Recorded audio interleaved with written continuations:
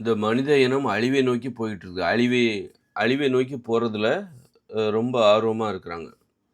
மனித ஆராய்ச்சிகள்லாம் பார்க்கும்போது பார்த்தீங்கன்னா, அணு உலைகள், போர்கள் எல்லாம் பார்த்தீங்கன்னா, இயந்திர அறிவியல் உலக கண்டுபிடிப்பு, வாகனங்கள் எல்லாம் விபத்துகள் இதெல்லாம் பார்த்தா அழிவை நோக்கி போயிட்டுருக்காங்க. அழிவை நோக்கி போறதுக்கு என்ன காரணம்? மனிதர்கள் ஏன் அழிவை விரும்புகிறார்கள்?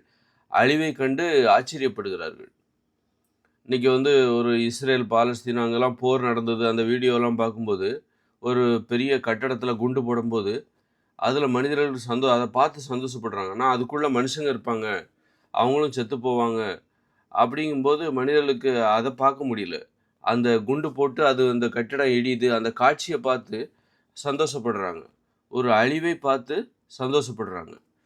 அப்ப இந்த மாரி மனிதர்கள் அழிவை நோக்கி போறதுக்கு என்ன காரணம் அப்படின்னா, மனிதர்கள் சாப்பிடுகிற உணவு அழிவை தருவதாக இருக்கிறது. நோய்களை தருவதாக இருக்கிறது. அதனால தான் மனிதர்கள் அழிவுகளை பார்த்து ஆச்சரியப்படுகிறார்கள். நீங்க ஒரு இட்லிய பார்த்து ஆச்சரியப்படுறீங்க. ஒரு பூரிய பார்த்து இட்லி, பூரி, பிரியாணிய பார்த்து ஆச்சரியப்படுறீங்க. ரொம்ப சந்தோஷப்படுறீங்க.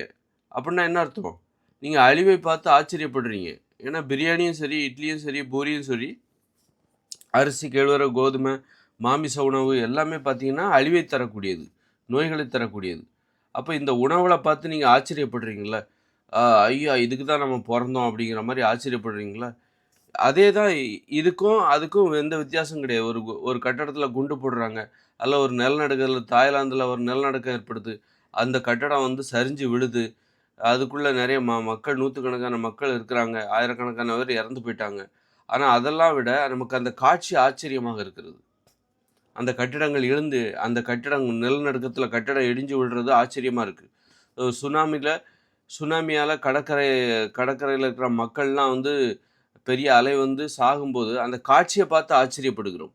அந்த மக்கள் இறந்து போகிறார்கள் என்பது பற்றி நமக்கு கவலை இல்லை. அப்போ ஒரு அழிவை பார்த்து நம்ம ஏன் ஆச்சரியப்படுறோம்? உண்மையிலே நம்ம கவல தானே படணும், பயப்பட தானே செய்யணும். அப்போ நாம ஏன் ஆச்சரியப்படுறோம் அப்படின்னா, நாம உண்ணுகிற உணவே அ அழிவை தருவதாக இருக்கிறது. அதை பார்த்தே நாம் ஆச்சரியப்படுகிறோம். ஒரு பிரியாணிய பார்த்தா, அத பார்த்து நம்ம ஆச்சரியப்படுறோம், ஆசைப்படுறோம். அத சாப்பிடணும்னு ஆசைப்படுறோம். இதுதான் வாழ்க்கைய அனுபவிக்கிறதுக்கான வழின்னு நெனைக்கிறோம். அழிவு தான் வாழ்க்கைய அனுபவிக்கிறதுக்கான வழின்னு நெனைக்கிறோம். அழிவ பார்த்து மயங்கி போய் கிடக்கிறோம். அழிவை தருகிற விஷயங்கள்ல மயங்கி போய் கிடக்கிறோம். அழிவுகளை உருவாக்குறோம். பிரியாணிய சமைக்கிறோம். பிரியாணிய சாப்பிடுறோம். பிரியாணிய பார்த்தா நம்ம ரொம்ப ஆச்சரியப்படுறோம். அது ஒரு அழிவை தருகிற ஒரு உணவு. அழிவ பார்த்து நம்ம ஆச்சரியப்படுறோம். அழிவ பார்த்து சந்தோஷப்படுறோம். அழிவு தான் அனுபவிக்கிறதுக்கான வழின்னு நெனைக்கிறோம். அதனால தான் நீங்க இங்க போர் நடந்தாலோ, உக்ரைன், ரஷ்யா போர் நடந்தாலோ, அந்த காட்சிகள பார்க்குறாங்க. ட்ரோன்லாம், மிசைல்லாம் போது. இரவு நேரத்தில மின் வெளிச்சம் வெடிக்குது. இதெல்லாம் பார்த்து, அதில மனுஷங்க இருப்பாங்களே, அத பத்தி கவலைப்படாம, அந்த காட்சிகள பார்த்து ஆச்சரியப்படுறாங்க. அதுபோல நம்ம பிரியாணிய பார்த்து ஆச்சரியப்படுறோம். ஆனா, அத சாப்பிட்டா நம்ம உடலுக்குள்ள நோய் வந்துருமே, உடல் உறுப்புகள் நோய் வந்துருமே, அப்புறம் செத்து போயிடுவோமே, அத பார்த்து நம்ம கவலைப்பட மாட்டேங்கிறோம். அந்த வெறுமனே வெளி பார்வையில பார்த்து ஆச்சரியப்பட்டுட்டு இருக்கோம். அதனால மனிதர்கள் அழிவை நோக்கி இன்னைக்கு போயிட்டுருக்காங்க. அழிவுகள பத்தி ஆராய்ச்சி பண்றாங்க. வாகனங்கள கண்டுபிடிக்கிறாங்க. ஒரு வாகனத்த பார்த்து ஆச்சரியப்படுறாங்க. இந்த கார், ஆடி கார், அந்த காரு, இந்த காருன்னு ஆச்சரியப்படுறாங்க. ஒரு ஃப்ளைட்ட பார்த்து ஆச்சரியப்படுறாங்க. ஆனா ஒரு ஆக்சிடென்ட் ஆச்சுன்னா 100, 200 பேர் செத்து போயிடுறாங்க. ஒரு ஃப்ளைட் ஆக்சிடென்ட். ஒரு கார பார்த்து ஆச்சரியப்படுறாங்க. ஒரு பைக்க பார்த்து ஆச்சரியப்படுறாங்க. அதே வாகன விபத்துகள்னால வருஷத்துக்கு 10,00,000 பேர் சாகுறாங்க. 10,00,000 பேருக்கு உடல் ஊனமடைகிறது. அப்போ இத பார்த்து கவலைப்படாம, வெறுமனே வெளிப்பார்வையில அழகுல மயங்கி போய் கிடக்குறாங்க. அது தருகிற ஆபத்துகளை உணராமல். அதுமாரி நோய்களை தருகிற உணவுகள காரணம் நோய்களை தருகிற உணவுகளை சாப்பிடுவதால் தான். அழிவுகளை தருகிற உணவுகளை சாப்பிடுவதால் தான், அழிவுகளை நீங்கள் விரும்புகிறீர்கள். அழிவுகளில் மயங்கி போகிறீர்கள். அழிவுகள் என்பது அழகாக இருக்கிறது. அந்த அழகில் மயங்கி போகிறீர்கள். அதனால அதுபோல உணவும் பார்த்தீங்கன்னா, உணவு சாப்பிட்டனால கோடிக்கணக்கான பேர் இன்னைக்கு அரிசி, கேழ்வரகு, கோதுமை உணவு இதெல்லாம் பார்த்தீங்கன்னா, கோடிக்கணக்கான பேருக்கு நோய்களை வர வைக்குது. வீட்டுக்கு வீடு சுகரு, ஆஸ்மா அப்படின்னு அந்த நோய், இந்த நோயின்னு சொல்லிட்டு, உடல் பருமன் சொல்லிட்டு, பல்வேறு விதமான நோய்களை ஏற்படுத்தி மனிதர்கள் அழிவை நோக்கி போயிட்டுருக்காங்க. அதுக்கு இந்த உணவு தான் காரணம். ஆனா, நம்ம இந்த உணவ பார்த்து ஆச்சரியப்படுகிறோம். அதன் வாசனையை பார்த்து அது நுகர்ந்து பார்த்து சந்தோஷப்படுகிறோம். என்ன ஒரு அதில மயங்கி போறோம். ஒரு விட்டில் பூச்சி மாரி விளக்கு வெளிச்சத்தால் ஈர்க்கப்படுகிற விட்டில் பூச்சிகளுக்கும், மனுஷங்களுக்கும் எந்த சம்மந்தமும் வித்தியாசமும் கிடையாது. அதனால இந்த அழிவுகள பார்த்து நம்ம வந்து வருத்தப்படணும். இந்த குண்டு போடுறாங்க, அதெல்லாம் பார்த்தா நீ ஆச்சரியப்படுறதுக்கு பதிலா கவலைப்படணும். அப்ப அதுக்கு என்ன பண்ணணும்னா, அழிவுகளை தருகிற உணவுகளை நீ சாப்பிடக்கூடாது. உணவு கட்டுப்பாடு தான் நீ அழிவுகளில் மயங்கி போகாமல் இருப்பதற்கு வழிவகுக்கும். ஒரு அழிவ பார்த்தா நீ மயங்கி போக மாட்ட. ஒரு குண்டு போட்டா, ஒரு கட்டடம் இடியுது, அத பார்த்து நீ உண்மையிலே கவலைப்படணும். அத பார்க்கவே கூடாதுன்னு வேற நினைக்கணும். அதுக்கு என்ன பண்ணணும் தெரியுமா? உணவு கட்டுப்பாடு தான். நீ வந்து அரிசி, கேழ்வரகு, கோதுமை, மாமிசம், மீனு, முட்டை, தயிர், மோர், பால், வெண்ணெய், நெய்யி இந்த உணவுகளை நீ சாப்பிடவில்லை என்றால், இதெல்லாம் அழிவுகளை தருகிற உணவுகள். இதை நீ உப்பு உப்பு கலந்து சமைக்கப்பட்ட உணவு இதெல்லாம் நீ சாப்பிடல அப்படின்னா, அதுபோல மசாலாவும் சரி. மசாலா உணவுகள் ம அதையும் நீ சாப்பிடக்கூடாது. சாப்பிடல அப்படின்னா, நீ காய்கறிகள், கீரைகள், கிழங்குகள், பழங்கள், பயிர் வகைகள், பருப்புகள், கடல்கள், காளான், இலை தழைகள் இந்த உணவுகளை மட்டுமே நீ சாப்பிடுவதாக இருந்தால், நீ வந்து இந்த போர பார்த்து ஆச்சரியப்பட மாட்ட. ஒரு கட்டடம் வந்து குண்டு போட்டா, இடிஞ்சு விழுந்தா ஆச்சரியப்பட மாட்ட. இந்த மாரி முதல்ல ஒரு கட்டடத்த பார்த்தே ஆச்சரியப்பட மாட்ட. ஒரு கட்டடத்த பார்த்தே ஆச்சரியப்பட மாட்ட. ஒரு ஒரு வாகன விபத்துகள் ஏற்படுது. அத அத வீடியோல பார்க்கும்போது, அத நீ ரசிக்க மாட்ட. அத ஆச்சரியப்பட மாட்ட. ஒரு கார் வந்து மோதுது, பறந்து போது, விழுந்து அது வெடிச்சு சிதறுது. இதெல்லாம் பார்த்து நீ ஆச்சரியப்பட மாட்ட. முதல்ல ஒரு கார பார்த்தே நீ ஆச்சரியப்பட மாட்ட. இந்த இயந்திர அறிவியல் உலகம் ஆபத்துகள் நிறைந்தது. அழிவுகளை தரக்கூடிய இந்த இயந்திர அறிவியல் உலகத்த பத்தி நீ ஆச்சரியப்படுற அப்படின்னா, அதுக்கு காரணம் நீ சாப்பிடுகிற உணவு இருக்குல்ல. அழிவை தருகிற இந்த இயந்திர அறிவியல் உலகத்த பார்த்து நீ ஆச்சரியப்படுகிறாய். என்றால் அதற்கு காரணம் அழிவை தருகிற உணவுகளை நீ சாப்பிடுவதால் தான். நீ வெறுமனே காய்கறிகள், பழங்கள், கீரைகள், கிழங்குகள், பயிர்கள், பருப்பு வகைகள், கடலைகள், காளான், இலைத்தழைகள் இதை நீ உப்பு சேர்க்காமல் சாப்பிட்டு பார். உனக்கு இந்த உலகமே ஆச்சரியமா தெரியாது. தாஜ்மஹால் கூட ஆச்சரியமா தெரியாது. தாஜ்மஹாலும் ஆச்சரியமா தெரியாது. வாகனங்கள் அல்லது இந்த உயரமாக இருக்கிற கட்டடங்கள், ஒளி ஒளி விளக்குகளால் மின்னுகிற கட்டடங்கள் இதெல்லாம் உனக்கு ஆச்சரியமாவே தெரியாது. உணவு தான் நமது சிந்தனையை தீர்மானிக்கிறது. நாம் எதை நோக்கி போக வேண்டும்? அழிவை நோக்கி போக வேண்டுமா? ஆக்கத்தை நோக்கி போக வேண்டுமா? அதை இந்த உணவு தான் தீர்மானிக்கிறது. அதனால உணவ மாத்தணும். உணவு கட்டுப்பாடு தான் மனிதர்களுடைய சிந்தனைக்கு கட்டுப்பாடு. சிந்தனை கட்டுப்பாடு. எண்ணங்களுக்கு கட்டுப்பாடு. மனிதனுடைய எண்ணங்கள் அழிவை நோக்கி போகக்கூடாது. அப்படின்னா உணவுகள்லாம் கட்டுப்படுத்துங்க. அது எப்படி நிறுத்துறது? மனிதனுடைய எண்ணங்களை எப்படி கட்டுப்படுத்துவது? ஆசைகளை எப்படி கட்டுப்படுத்துவது? மனிதனுடைய ஆசைகள் ஏன் அழிவை நோக்கியதாக இருக்கிறது? மனிதனுடைய ஆசைகளில் ஏன் அழிவுகளை விரும்புவதாக இருக்கிறது? ஆசைகள் அனைத்தும் அழிவுகளை விரும்புகிறது. அழிவுகளே ஆச்சரியப்படுகிறது. விமானத்தில போறோம். அது சந்தோஷமா இருக்கு. ஆனா அது அழிவை தரும். இன்னைக்கு ஒரு 200 பேர் இறந்து போயிட்டாங்க.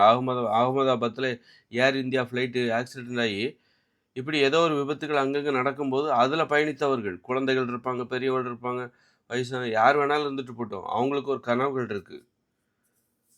அப்போ அவங்க ஏன் அப்போ அந்த அந்த கண்டுபிடிப்பு, அழிவை தருகிற அந்த கண்டுபிடிப்பு, அத பார்த்து மயங்கிட்டாங்க. நமக்கு அதெல்லாம் நடக்காதுன்னு நெனச்சாங்க. ஆனா நடக்குது. இப்படி யாரோ ஒருத்தருக்கு நடக்கும். அவங்கள நம்ம விலை குடுத்து தான் அந்த ஆச்சரியத்தை அனுபவித்துக் கொண்டிருக்கிறோம். அதனால மனிதர்களுடைய ஆசைகள் அழிவை தருவதாக இருக்குல்ல, அதுக்கு கட்டுப்பாடு. ஆசைகளுக்கு கட்டுப்பாடு. எண்ணங்கள் அழிவை தருவதாக இருக்கக்கூடாது. அந்த எண்ணங்களுக்கு கட்டுப்பாடு. அதுக்கு என்ன பண்ணணும்? உணவுல கட்டுப்பாடு இருக்கணும். இந்த மாரி உப்பு போட்டு சமைச்ச உணவுகள சாப்பிடக்கூடாது. அது அழிவை தரும். அழிவை தருகிற அது மட்டும் அந்த உணவுகள சாப்பிட்டா உனக்கு நோய் வரும். அது மட்டும் கிடையாது. அப்புறம் நீ அத சாப்பிட்டாலே, நீ அழிவை நோக்கி தான் போவ. அழிவ தான் விரும்புவ. ஏன்னா, உன் உடம்புலயே நோய் வந்துருச்சு. நோய்களை தருகிற உணவுகள நீ சாப்பிடுற. அப்போ உனக்கே நோய் வரும்போது, நீ இந்த நோய் வந்து சாகப் போற அப்படிங்கும்போது, நீ இந்த உலகமும் அழியணும்னு தான் நெனைப்ப. இயல்பாவே நாம அழிஞ்சோன்னு வச்சுக்கோங்களேன், நாம இப்ப நாளைக்கு சாகப்போறோம். நமக்கு ஒரு நோய் இருக்கு அல்லது ஏதோ ஒண்ணு. நாம வந்து 2 நாள் கழிச்சு செத்துருவோம் அப்படின்னா, இந்த உலகமே அழியணும் அப்படின்னா, இயல்பான எண்ணங்கள் அப்படித்தான் அமையும். அதனால நாம சாகப்போறோம், இந்த உலகம் பத்திரமா இருக்கணும் அப்படின்னு யாரும் நினைக்க மாட்டாங்க. அதுபோல தான் நாம நோய்களை தருகிற உணவுகள சாப்பிடும்போது, நாம அழியப் போறோம். அதனால நாம இந்த உலகமும் அழியணும் அப்படிங்கிறதுல தான் நாம ரொம்ப சந்தோஷப்படுவோம். ஐயோ! நாம சாகப்போறோம், இந்த உலகம் இருக்குதே, இந்த உலகத்த நம்மளால அனுபவிக்காம சீக்கிரமா செத்து போறோமே, அப்படி கவலைப்படுவோம். அப்புறம் இன்னொன்னு, நாம அழிவதா இருந்தா, இந்த உலகமும் அழிஞ்சு போனா சந்தோஷம். அப்படித்தான் சந்தோஷம். அப்படித்தான் மனிதர்கள் இன்னைக்கு அழிவை தருகிற உணவுகளை சாப்பிடுவதால்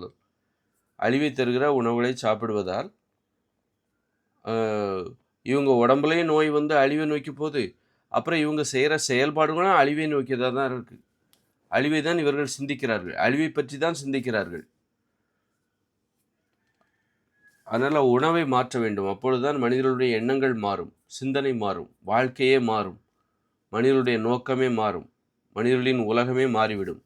உணவை மாற்றிவிட்டால், உப்பு கலந்த உணவுகளை சாப்பிடாவிட்டால், மாமிசம், இறைச்சி, முட்டை, பால், தயிர், மோர், வெண்ணெய் இதெல்லாம் சாப்பிடாவிட்டால், அரிசி, கேழ்வரகு, கோதுமை இதையெல்லாம் சாப்பிடாவிட்டால், வெறும் உப்பு கலக்காத காய்கறிகள், பழங்கள், கீரைகள், பயிர்கள், பருப்புகள், கடல்கள், காளான், இலைத்தலைகள் இதை மட்டுமே சாப்பிடுவதாக இருந்தால் இந்த உலகமே மென்மையானதாக எளிதானதாக மாறிவிடும். இயற்கையோடு இணைந்த மனித வாழ்க்கையாக இந்த உலகமே மாறிடும். இயற்கையோடு இணைந்து விடும்.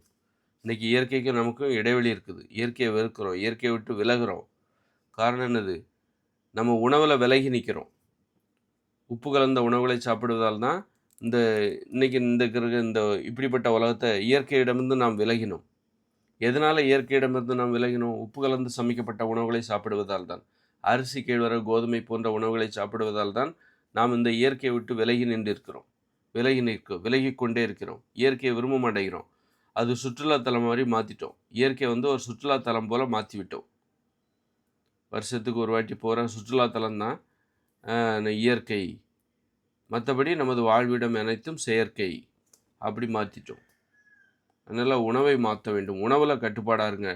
நீங்கள் வந்து உங்களுக்கு அந்த மனிதர்கள் இன்றைக்கி வக்கர உணர்வு உடையவர்களாக மாறி காரணம் நாம் சாப்பிட்ற அரிசி, கேழ்வரகு இதெல்லாம் அழிவை தரக்கூடியது. இதை சாப்பிடுவதால் தான் நமது உடல் நோயை நோக்கி போகிறது, நோய்கள் உருவாகிறது, அப்புறம் அழிவை நோக்கி போகுது. அப்புறம் நம்ம உடம்பு மேலே நம்ம வந்து இங்கேருந்து தான் வக்கர உணர்வு உருவாகுது. நம்ம உடம்பே நாம் அழிக்கிறோம் பாருங்கள். அழிக்கக்கூடிய உணவுகளை நாம் சாப்பிட்றோம். அதில் தான் நம்ம வக்கர உணர்வு உருவாகிறது. அந்த வக்கர உணர்வை தடுக்க வேண்டும் என்றால் உணவுகளில் கட்டுப்பாடு தேவை. அதனால் வந்து அன்றைக்கி அழிவுகளை பார்த்து ஆச்சரியப்படுறாங்க. ஒரு காரை பார்த்து ஆச்சரியப்படுறாங்க, ஒரு பைக்கை பார்த்து ஆச்சரியப்படுறாங்க, ஒரு விமானத்தை பார்த்து ஆச்சரியப்படுறாங்க. இந்த அறிவியல் கண்டுபிடிப்புகளை பார்த்து மனிதர்கள் ஆச்சரியப்படுகிறார்கள். உயர்ந்த கட்டடங்களை பார்த்து மனிதர்கள் ஆச்சரியப்படுகிறார்கள். இது எல்லாமே வக்கர உணர்வு. அழிவுகளை தருகிற விஷயங்கள் இதெல்லாம். இதை பார்த்து மனிதர்கள் ஆச்சரியப்படுறாங்க. இதெல்லாம் வக்கர உணர்வு. இந்த வக்கர உணர்வுக்கு என்ன காரணம்னா அழிவுகளை தருகிற அரிசி, கேழ்வரகு, கோதுமை, மாமிசம், மீன், முட்டை, தயிர், மோர், பால், வெண்ணெய், பிரியாணி இதெல்லாம் பார்த்து மனிதர்கள் ஆச்சரியப்படுகிறார்கள். அதனில் மயங்கி போகிறார்கள். இதுதான் வக்கர உணர்வுக்கு காரணமாக இருக்குது.